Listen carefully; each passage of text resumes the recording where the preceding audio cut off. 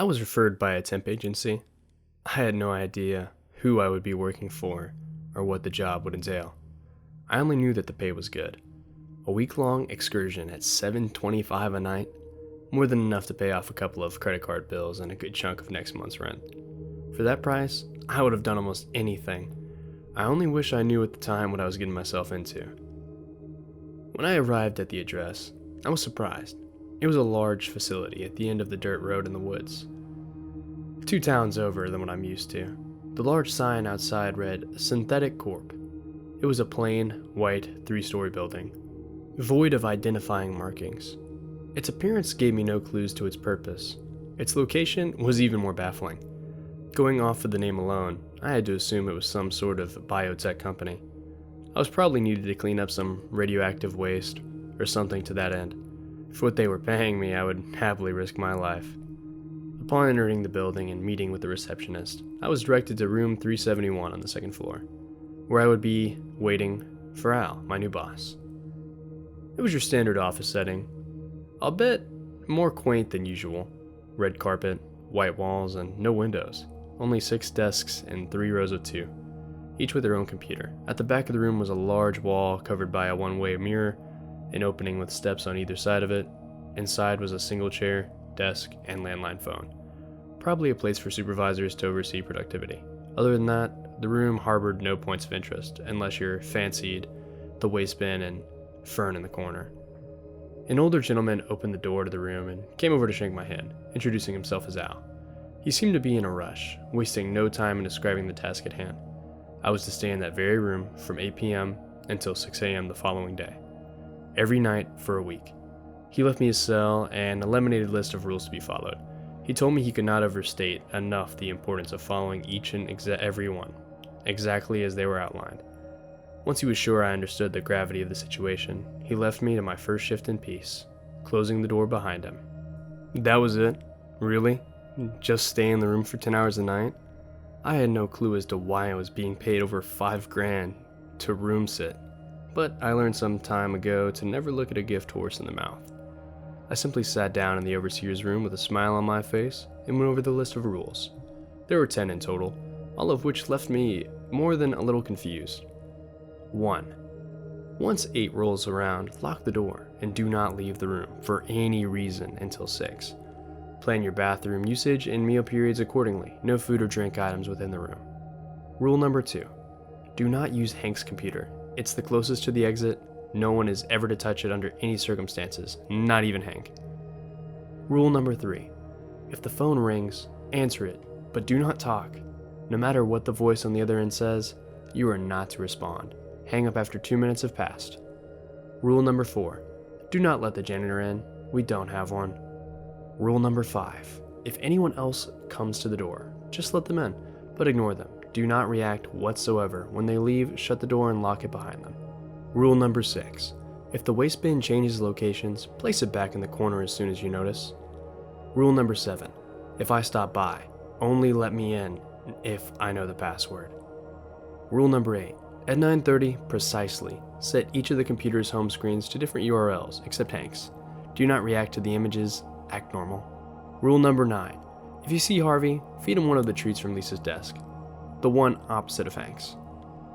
And lastly, rule number 10. If there's an emergency, call my cell, but not after 10:05 p.m. Below the last rule was a final sentiment, scribbled over the laminate pen. No one has made it past night 3. Good luck. I was perplexed, wondering for a moment if Al was a lunatic or if that was the reason no one else had lasted. Perhaps his quirks were too much for the previous candidates and they backed out. Fearing for their safety at the hands of his, fragile mind, I would not be swayed so easily. Even if Al was crazy, I would happily take his money for what was shaping up to be a very simple job. At least, that's what I thought. Day 1 was utterly boring. Nothing remarkable happened. Definitely not anything to the extent of what Al's list would have had me expect. At 9:30, I even changed the URLs on the computers, if for no other reason than to feel somewhat useful. The next night, however, was a little different. Day 2 started as it normally did. I settled in for another long night, making sure to eat and empty my bladder before locking myself in. At 9:25, Just as I was about to ready myself to change the home screens again, I saw it. The waste bin was right there at the top of the steps to the overseer's room. I certainly hadn't placed it there. I felt a small spike in my adrenaline before calming down with a smile. The waste bin. The list. It was all a joke at my expense. I would be in the other next room, waiting anxiously to see the look on my face. I raced out to the office floor. There was no one there. I walked over to the exit and shook the knob. It was still locked. Confused and a tinge scared, I swiftly picked up the waste bin and walked it back to the corner of the room. I checked the time, 9:30. I started changing the URLs on all the computers. Hoping desperately that I had imagined what just occurred, after skipping Hank's desk, I typed in the last website on PC number 6. I was about to pull away when some strange imagery manifested on the screen. It was surveillance footage of the room. The very room I was in. I saw me looking at the computer. I turned and looked up, but there was no camera. Upon looking back at the screen, I saw something terrifying. I watched as a copy of me stepped out from the overseer's room. It walked up behind me, grabbed a hard drive from one of the desks, and wound up to strike me in the back of the head. I quickly turned to shield myself, but there was no one there. I turned back and the screen changed, displaying the website I had entered as normal. I raced back to the overseer's room and sat down, more than a bit frazzled. I contemplated walking out, but I steeled myself to continue. I was fine after all. Maybe Al wasn't a lunatic, but he didn't seem the type to wish me any harm. Not that I knew him all that well, though. Still, I hadn't sustained any damage. I was questioning my sanity, yes, but no bodily injuries had befallen me. Whatever was at play here seemed harmless so far. Knock, knock. There was a loud banging. Having just had the most terrifying experience of my life, I nearly jumped out of my skin. A voice then penetrated the door. "It's the janitor. Just here to clean up. Can you open the door?" I recalled rule number 4 and denied him entry. "You did good not letting him in. You followed the rule. Now, you're fine. So long as you follow the rules, you'll be safe. It's as simple as that. You can see through this." Knock, knock. I jumped again. "I really need to get in there and clean up. Open the door." I took a deep breath and peeled back my anxiety, successfully ignoring the janitor until he left. This was an accomplishment for me, and it actually felt pretty good, a challenge that I was able to best. Though I remained on the edge of my seat, the next few hours were uneventful. I even dozed off for a moment at one point. It wasn't until 2:30 a.m. that my next challenge would come. A multicolored cat jumped on the desk in front of me, complete with beautiful splotches of black and orange. I was startled, but it seemed to be friendly, brushing up against my arm, the name on its collar, Harvey. I knew what I had to do. I rummaged through Lisa's desk, found the jar of treats, and fed Harvey one, to which he purred in delight. To my astonishment, he then charged at the door, phasing right through it. My mouth was agape in awe. Once my initial bewilderment dissipated, it was replaced with satisfactory over another small victory. As strange as it may sound, I was beginning to like my job. Ring ring? It was the landline. Remembering the rules, I removed it from the receiver and held it to my ear, making sure to keep an eye on the time. "Hey, it's Al. I'm going to be stopping by pretty soon to do a little work. How's the job treating you so far?" I remained silent. "Hello? You know you can talk to me. It's me, right?" I picked up the set of rules and looked over them again. There was nothing about Al calling. I didn't respond. "This is no way to treat your employer. If you don't say anything, I'll have no choice but to fire you. Do you really want that?" I stood my ground. Only 20 seconds left to go. "Fine. I'll see you soon to relieve you from your duty. I guess you couldn't make it past night 2. The 2-minute mark came up and I hung up on him. It felt as if another hour went by. Reflecting on the trials I had faced thus far, I was bewildered but determined. I wasn't going to let the room cloud my judgment. I was in control. Knock, knock. "It's Lisa. Can I come in?" Though hesitant, I had to abide by Rule 5. I opened the door and a woman entered. "You must be the new guy. What do you think of the place?" I went back to my desk in my overseer's room and sat down, trying my best to act casual. Lisa walked up to the glass, knowing I could see through it. "Not very talkative, are you?" Her eyes were unnaturally darted around in all directions, and her skin drooped a bit, almost as if it was falling off the bone. I didn't answer. She didn't speak again. Instead, she stared at the glass for a long time, long enough to leave me feeling truly unsettled. She then waltzed in and stopped at my side, raising her arm. I hoped she wouldn't notice that my breathing had become sporadic and labored. She then violently swung down on the desk, creating a thunderous clap. I almost winced, but held my composure. After another awkward 5 minutes or so, she left. I ran to the door and locked it behind her. A few moments later, there was yet another knock. This time, it was a boy, claiming to be searching for his father. I let him in and sat back down. He tried many times to ask for my help, but I was careful to ignore him, just as I had with Lisa. At one point, however, I made the mistake of meeting his gaze. For an instant, in between blinks, his eyes became pitch black, void of all color. Startled, I nearly jolted back, but I was able to restrain myself. Like Lisa before him, the boy eventually left, and I quickly locked the door behind him. Another rule followed. Other than the waistband moving around a few more times, nothing else happened that night. Before I knew it was time to go home.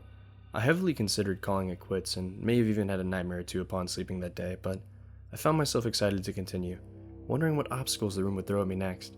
Curiosity shouldn't have been enough to bring me back, but all rational trains of thought escaped me. The room had this pull that beckoned me to it. I was hopelessly compelled to return, powerless to its call. Any excuse would have sufficed. As such, I resumed my post the following night. Upon starting my shift, I was confident. I had dealt with quite a few absurdities up to this point and waited patiently for my next opportunity. A couple hours went by with no trouble. No cat, no image on the computers, no phone calls, and no waistband antics. Boredom was beginning to set in when a loud knocking broke the silence. Knock, knock. There was no voice. I yelled out from the overseer's room. "Who is it?" I asked. There was a brief pause. "It's me, Al." I picked up the list and reread the rules. Rule number 7. "What's the password?" I heard him chuckle to himself. "I never wrote down a password." He was right. There was no password written within the rules. It must have been with him. I cautiously made my way to the door and opened it. Al was there to greet me with a smile. I sighed in relief. "Let me guess. Scared of the things that go bump in the night?" He laughed at my clear, nervous disposition. "You have no idea." He shut the door and set some things up at one of the computers. "Say, why didn't you write down a password?" I asked. He smiled again. "It's a ploy. Anyone posing as me might try to come up with one which would identify them as not being me. Understand?" "I see. Good thinking." He returned to his work at the computer. I didn't want to bother him, but I just had to know. "What is this place anyway? Why do all these things happen here?" He turned to face me. "It's best if you don't ask questions, especially ones that are far above your pay grade." I wasn't happy with my answer, but I knew it was all I would get out of him. I let him work in peace and sat down in the overseer's room, watching through the one-way glass. That's when I realized something. The computer Al was using was Hank's. I double-checked the list to make sure. Yes, that was definitely Hank's desk, and no one was to touch his computer. Didn't that apply to Al as well? I turned over the list, on the off chance I might find some more information. That's when my heart sank. In large bold print on the back of the laminated sheet, there was a text that read, "Password, Diner. Fuck." I grabbed my phone, reached for the scrap of paper with Al's number on it, and dialed it as fast as I could. There were a few tones, but he finally picked up. "Hello? Everything alright over there?" "Al, thank goodness. I made a mistake. I thought he was you. I let him in, and now he's on Hank's computer." He let out a long sigh of disappointment. I watched as Al's copy turned from his computer and then stood up. "Listen very carefully. Do not act suspicious in any way. You should be fine if he doesn't suspect anything. If you try to leave or call anyone else, it'll be all over, understood?" "Yes, I understand." Al's copy began walking to the overseer's room. My heart was beating faster than it ever had before. "I'll be there soon. Just don't panic." He hung up. I kept the phone to my ear as Al's copy approached, soon as to pretend I was talking to my wife. "I told you, hon. 6. That's when I clock out. You don't have to wait up for me. You worry too much. Please, get some rest." Al's copy was in the room with me now. Staring, I held the phone to my chest and looked back at him.